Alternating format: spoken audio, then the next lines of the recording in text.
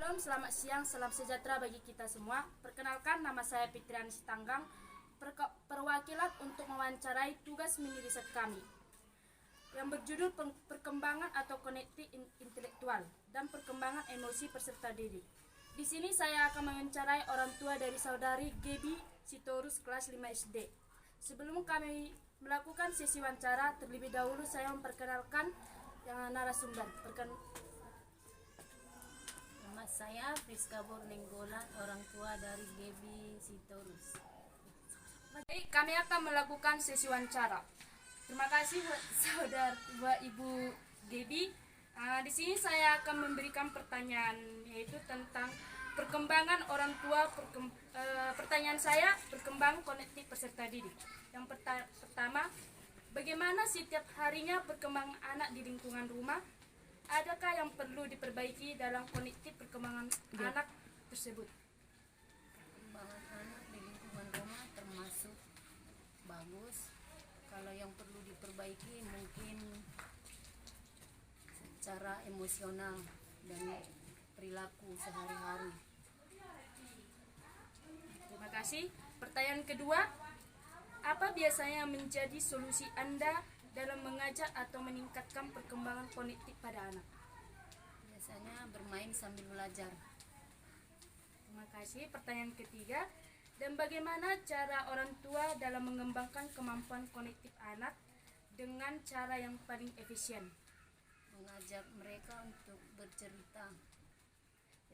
Terima kasih. Pertanyaan selanjutnya, lalu apa peran ibu sebagai orang tua untuk lebih memajukan konektif seorang anak? Perannya untuk menjangkau perkembangannya, menjangkau setiap pendidikannya supaya lebih maju. Terima kasih. Pertanyaan terakhir tentang perkembangan konektif peserta didik, apakah sejauh ini metode-metode yang diterapkan ibu sebagai orang tua sudah dapat dikatakan tercapai? Terima kasih. Baik, kita akan melanjutkan pertanyaan materi yang kedua, yaitu perkembangan emosi peserta didik. Yang pertama, apa saja upaya-upaya yang dilakukan ibu untuk dapat meningkatkan perkembangan emosi pada anak? Biasanya dilakukan seperti pada bermain mungkin. Pertanyaan kedua, apakah sejauh ini perkembangan emosi anak atau ibu sudah berkembang sesuai dengan usianya? Pertanyaan ketiga, lalu apakah ada tantangan atau hambatan yang dialami bapak atau ibu ketika meningkatkan perkembangan emosi anak? Tantangan mungkin pada secara emosionalnya mungkin iya, karena di zaman sekarang ini dengan elektronik jadi susah.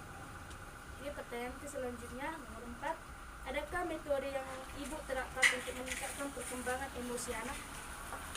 Biasanya saya terapkan di bidang cara mereka jam-jam belajarnya, jam istirahatnya, jam bermainnya. Terima kasih. Pertanyaan terakhir tentang perkembangan emosi peserta didik, apa yang akan ibu lakukan jika anak tidak dapat mengelola emosinya dengan baik? Mungkin saya akan berusaha secara pelan-pelan, tapi setidaknya bisa juga dibawa untuk konsultasi.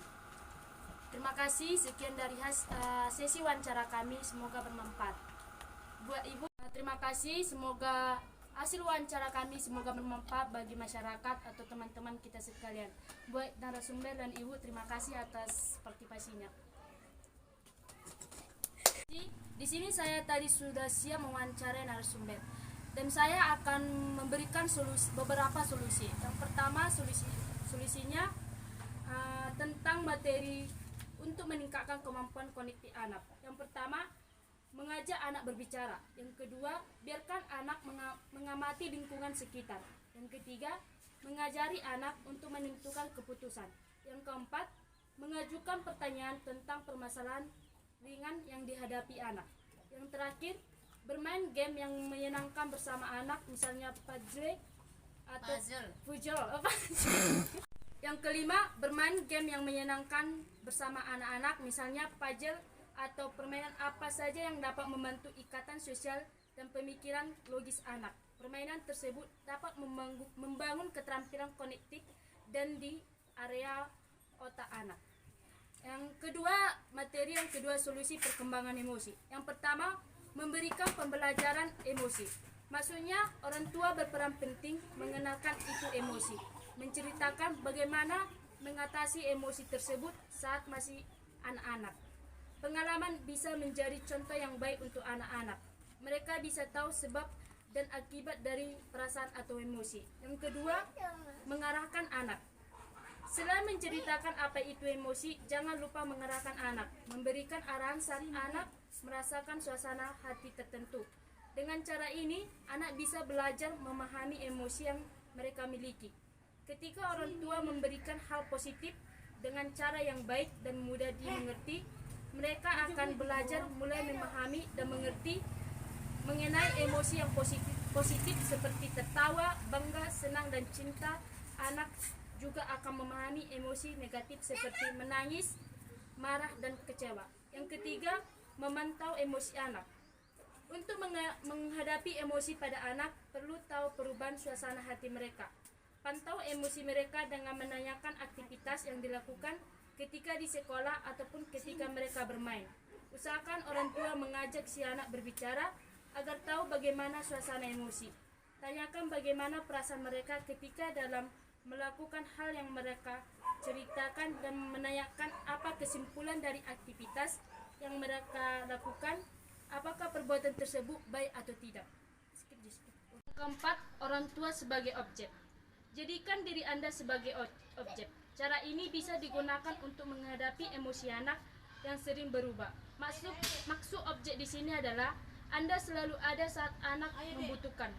Orang tua akan selalu dicari oleh anak saat mereka merasa terpuruk